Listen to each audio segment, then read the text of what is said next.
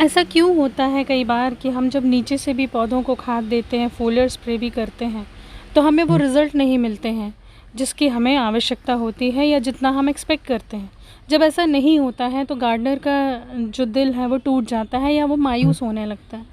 तो फ्रेंड्स, मैं हूँ ऋतु और आज हम इसी टॉपिक पे बात करेंगे कि ऐसे कौन सा मेन इंग्रेडिएंट है जिसकी वजह से जब हम पौधों में खाद डालते हैं तो वो पौधा पूरी तरीके से ले नहीं पाता। आप लोगों ने ह्यूमस सुना होगा। ह्यूमस का मतलब होता है कि जब कोई भी एनिमल या पत्तियाँ जब फॉरेस्ट में या जंगल में नीचे सेटल हो जाती हैं, जब वो सूख जाती हैं, पूरी तरीके से डिकम्पोज हो जाती हैं, तो उससे जो पानी रिसता है उसे कहते हैं, एक्चुअली में वो जो होता है वो ह्यूमस हो जाता है। सारी पत्तियाँ जो हैं वो सूख जाती हैं, खाद के रूप में परिवर्तित हो जाती हैं और जब उससे जो लिक्विड फ्लो होता है उसे कहते हैं ह्यूमिक एसिड। और ह्यूमिक एसिड में ही एक मेन कंपोनेंट होता है जिसे कहते हैं फुल्विक एसिड। तो आज मैं वीडियो को आप एंड तक देखिए। वीडियो के एंड में बताऊंगी कि मैंने जो एक्सपेरिमेंट किया उसके जो रिज़ल्ट्स पहले आप देखिए, फिर मैं आपको विधि बताऊंगी कि उसको बनाना किस तरीके से। तो फ्रेंड्स, ह्यूमिक एसिड वो एक एसिड होता है, उसके मॉलिक्यूल्स थोड़े से बड़े होते हैं या अणु थोड़े से बड़े होते हैं और फुल्विक एसिड के छोटे से होते हैं। आप इसे बेहतर तरीके से समझ सकते हैं, बड़ी वाली सरसों और छोटी वाली सरसों। ह्यूमिक एसिड वो एक एसिड होता है, उसे जब मिट्टी में डाला जाता है या जब वो मिट्टी में प्रेजेंट होता है तो मिट्टी में उपलब्ध पोषक तत्व जैसे कैल्शियम हुए, मैग्नीशियम हुए, जिंक हुए, सिलिकॉन हुए, ये सारे पोषक तत्वों को वो अपने साथ चिपका लेता है या जोड़ लेता है। फिर उसे पौधों में जड़ों के माध्यम से ईजीली वो पौधों तक पहुंचा देता है।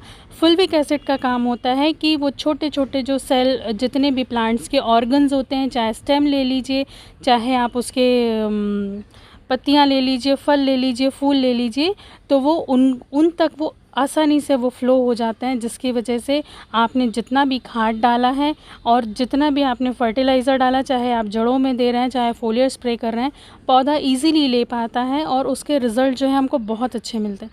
मैंने रिसेंटली पिछले 2 महीने से मैं ऐसे वैसे जो भी लोग ऑर्गेनिक गार्डनिंग करते हैं उनके यहाँ रिज़ल्ट्स काफ़ी अच्छे होते हैं बजाय केमिकल के। तो फुल्विक एसिड के काफ़ी सारे बेनिफिट्स हैं। तो रिसर्च में ऐसा पाया गया है कि जो किसान या गार्डनर्स उसे रेगुलर बेसिस पे अपने गार्डन में या खेतों में इस्तेमाल करते हैं, उनकी जो फसल है उसकी उसकी बढ़वार अच्छी होती है, उसमें फ्लावरिंग अच्छी होती है और उसकी फ्रूटिंग अच्छी होती है। ह्यूमिक एसिड के कई सारे फ़ायदे हैं, लेकिन कुछ जो मेन हैं जो हमें आसानी से समझ में आ जाते हैं, आज हम उसके ऊपर बात करेंगे। ह्यूमिक एसिड को डालने का सबसे पहला फ़ायदा ये है फ्रेंड्स कि पौधों की जो फर्टिलाइज़र लेने की क्षमता होती है, जितने या माइक्रो या मैक्रो न्यूट्रिएंट्स होते हैं उनको लेने की क्षमता जो है वो बढ़ जाती है, जिसके रिजल्ट्स हमें जड़ों में भी देखने को मिलते हैं और ऊपर से फ्रूटिंग और फ्लावरिंग में भी देखने को मिलती है। बेनिफिट नंबर 2, सॉइल टेक्सचर को इम्प्रूव कर देता है।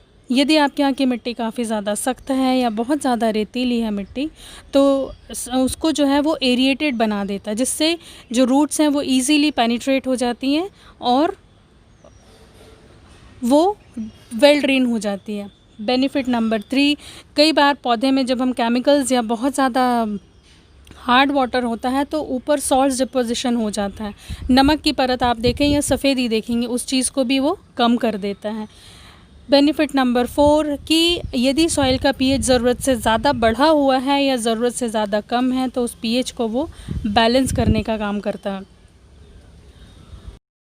बेनिफिट नंबर 5, जो माइक्रोफ्लोरा होते हैं, छोटे छोटे जीवाणु जो मिट्टी की उर्वरकता बढ़ाते हैं, उनकी कॉलोनीज़ को में वो इजाफ़ा कर देता है। वैसे तो कई सारे बेनिफिट्स हैं, लेकिन एक छोटे से वीडियो में उनको डिस्कस कर पाना पॉसिबल नहीं है। अब हम बात करेंगे फ्रेंड्स कि वैसे तो वो मार्केट में भी अवेलेबल है, लेकिन अच्छा होगा वो केमिकल फॉर्म ना इस्तेमाल करके आप यदि घर पे बनाएं तो वो ज़्यादा अच्छा है। तो घर पे बनाने की विधि इस प्रकार से है, आप उसे ध्यान से देखिए और उसे महीने में 2 बार इस्तेमाल कीजिए। एसिड घर में बनाना बहुत ही आसान है और कोई भी चीज़ जो हम घर में बना सकते हैं उसे हम कभी भी बना सकते हैं। तो फ्रेंड्स, उसके लिए हमें चाहिए कंडे। कंडे बस 1 साल पुराने होने चाहिए, कोई भी आप ले लीजिए कंडे, और कम से कम 8 से 10 कंडे ले लें आप। मैंने 2 ही लिए हैं क्योंकि फ़िलहाल मेरे पास कम है, मैं आपको बता रही हूँ। मेरी एक बनी रखी हुई है, वो भी मैं आपको दिखाऊंगी। तो ये 2 कंडे हैं, इन्हें चाहे तो आप साबुत भिगा दें। मैं तोड़ तोड़ के भिगाना पसंद करती हूँ क्योंकि छोटे छोटे टुकड़े जो हैं उसमें से जितने छोटे पीसेस में रहते हैं वो उतने अच्छे से डिज़ोल्व हो जाते हैं। ताज़ा कंडा मत लीजिए आप, कोशिश कीजिए 6 से 8 महीने पुराना या 1 साल पुराना हो तो बहुत ही अच्छा होगा।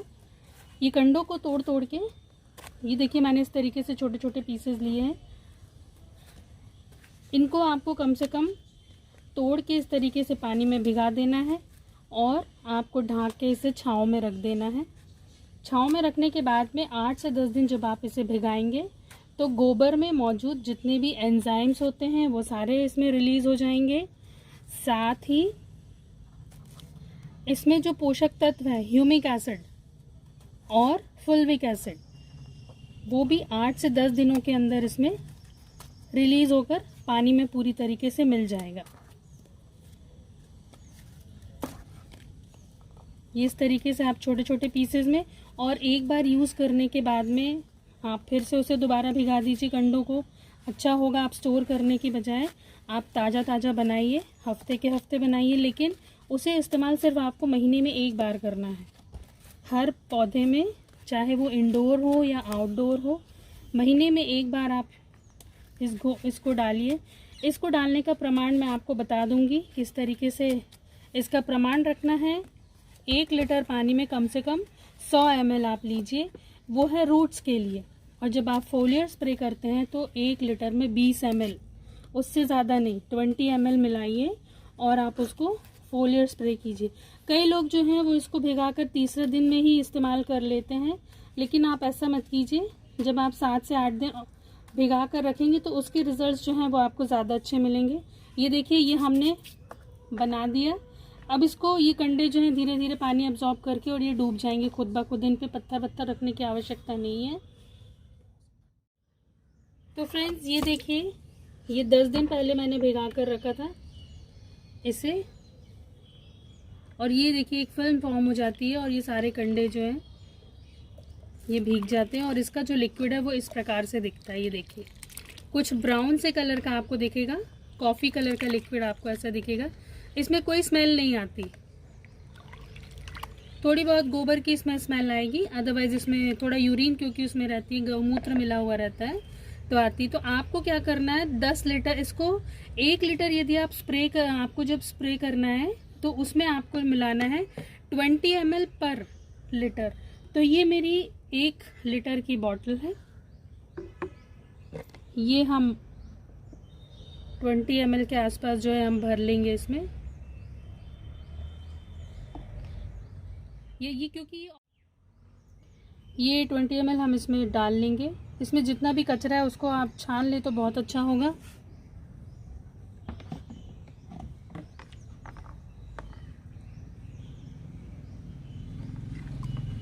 क्योंकि ये ऑर्गेनिक प्रोडक्ट है, यदि थोड़ा सा ज़्यादा भी हो गया तो ये नुकसान नहीं पहुंचाएगा पौधों को।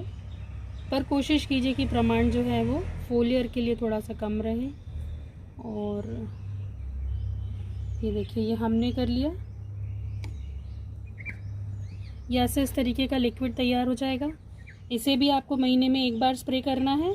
और ये जो है, इसे हमें 1 लीटर के आसपास जो है वो हमें 10 लीटर में मिलाना है। 100 ml पर लीटर के हिसाब से इसका प्रमाण आप लीजिए। और ये देखिए, हमने इसे मिला लिया।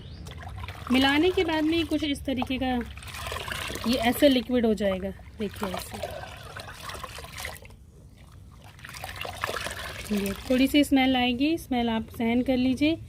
इसको आप बना के रख भी सकते हैं, 1 महीने स्टोर करके रख सकते हैं आप। और कंसनट्रेटेड आप स्टोर कर लीजिए, जब आपको टाइम मिले शाम के समय या अर्ली मॉर्निंग तो आप उसे स्प्रे कीजिए। स्प्रे करने का टाइम शाम या अर्ली मॉर्निंग होता है। और जड़ों में आप हो सके तो शाम को ही डालिए या अर्ली मॉर्निंग डालिए, तो उससे जितनी ज़्यादा देर ये मिट्टी में रहेगा उतने ज़्यादा देर ये अपना काम करता रहेगा। तो अब हम इसे मिट्टी में अप्लाई करते हैं और फोलियर स्प्रे भी मैं आपको करके बता देती हूँ। तो ये जड़ों में आप महीने में एक बार इसको ऐसे डालिए, अप्लाई कीजिए जितने भी हो। जो इस प्रकार के पौधे होते हैं जो बराबर ठीक से बढ़ते नहीं हैं, उनके लिए सबसे अच्छी मेडिसिन होती है, क्योंकि वो बढ़ने लगते हैं।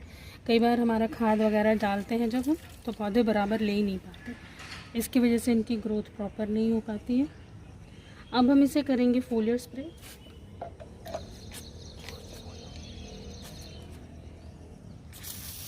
ये देखिए, अब हम फोलियर स्प्रे करते हैं।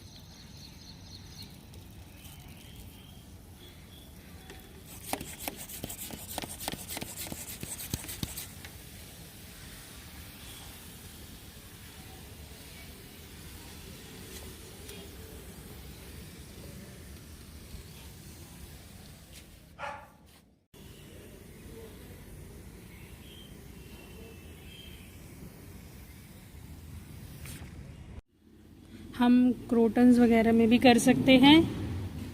हर प्लांट में आप स्प्रे कर दीजिए इसको। ये मैंने पुदीना लगा के रखा है, देखिए पुदीना, क्रोटन आप सब में स्प्रे कर सकते हैं, तुलसी वगैरह जितने भी प्लांट्स हैं। लेकिन स्प्रे देखिए, अभी हमारे यहाँ इस समय बारिश रुकी हुई है और मौसम काफ़ी अच्छा है, इस मौसम में भी आप अप्लाई कर सकते हैं। तो सभी इस प्रकार से तो कीजिए और मुझे अपने रिज़ल्ट ज़रूर कमेंट में शेयर कीजिए कि आपने जब इसे अप्लाई किया तो आपको कैसा लगा, आपके रिज़ल्ट्स कैसे रहे पौधों के। तो फ्रेंड्स, हम फिर मिलते हैं। Bye bye, thanks for watching, happy gardening.